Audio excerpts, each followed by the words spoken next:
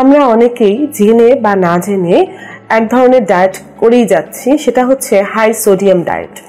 High sodium diet ক্ষেত্রে বলা যেতে পারে আমরা যখনই কোনো খাবার গ্রহণ করি সেটা যদি প্যাকেটজাত হয়, অর্থাৎ সেটা প্যাকেজিং করা হয়, প্যাকেজিং করার ক্ষেত্রে যখন প্যাকেজ করছি অনেক দিন ধরে সেটা সংরক্ষণ করতে হবে, সেই সংরক্ষণের সময়টাতে কিন্তু আমরা না জেনে একটা ডায়েট গ্রহণ করছি। অর্থাৎ এই খাবারের ভিতরে অনেক ধরনের লবণ থাকতে পারে, সোডিয়াম জাতীয় লবণ থাকতে পারে। আমরা যদি বাদাম গ্রহণ করি, সেই বাদামটা যদি প্যাকেটজাত হয় সেটার ভিতরে একটি লবণ মিক্সড করা থাকে।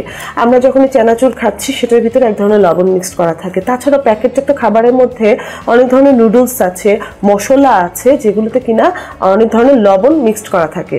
সো এই জাতীয় লবণ খাবার খাওয়া থেকে আমাদেরকে বিরত রাখতে হবে। যারা হাইপারটেনশনে আছেন তাদের ক্ষেত্রেও কিন্তু এই প্যাকেটজাত খাবার থেকে বিরত থাকাটা খুব বেশি প্রয়োজন।